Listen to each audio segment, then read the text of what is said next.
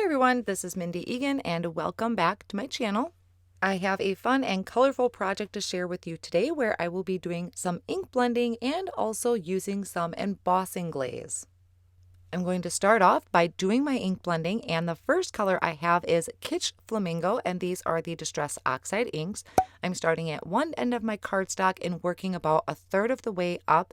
And this is 80-pound weight cardstock, which is what I prefer to use when I'm doing my ink blending.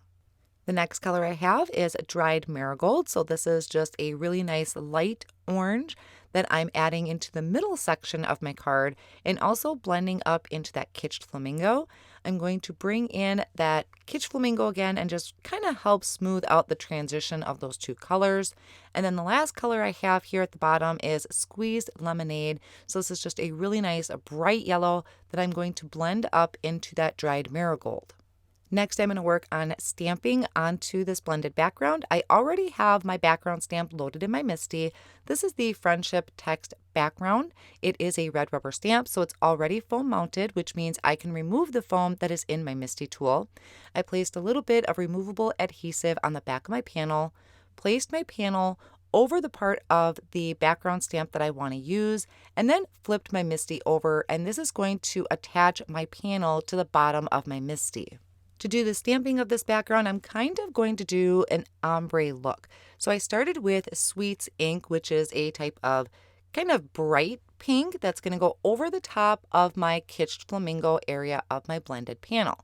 So only about a third of the way down, I inked that up and I'm stamping that down. And this looks really neat.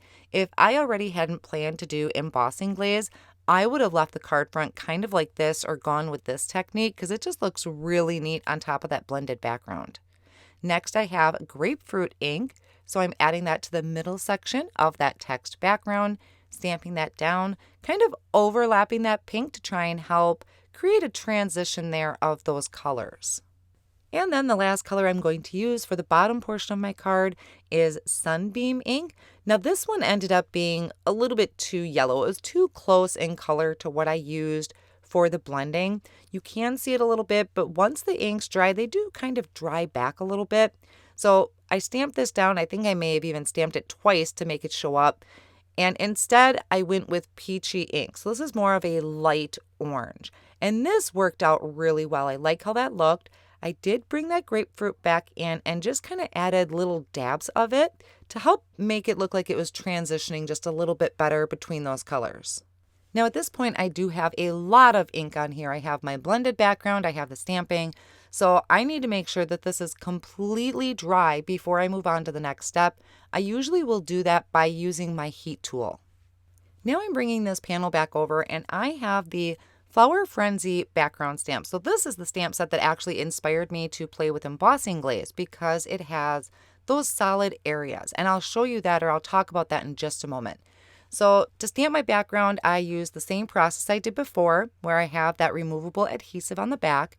Now I'm adding some anti-static powder tool to my background and I'm inking this up in embossing ink. So while I'm stamping this over my panel, I'll talk about the embossing glaze for a moment.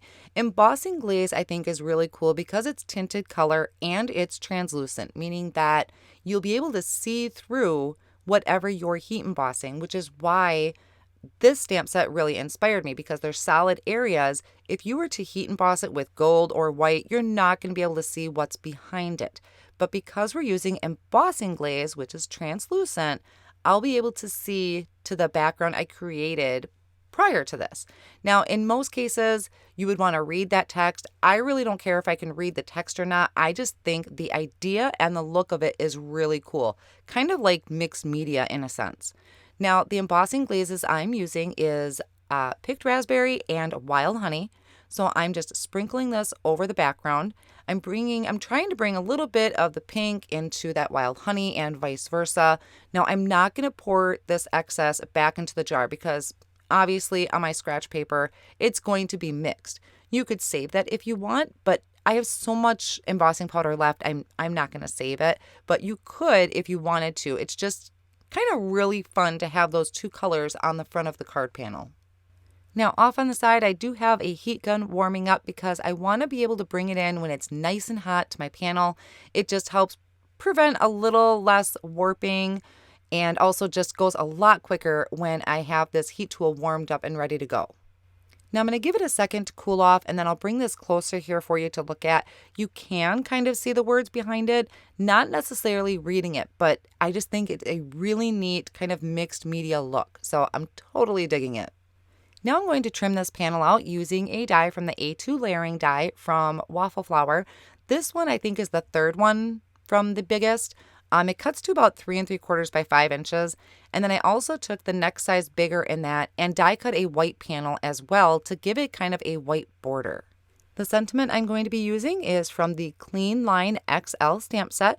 So I used a larger sentiment and then a smaller one underneath. I just made sure they were evenly spaced and straight.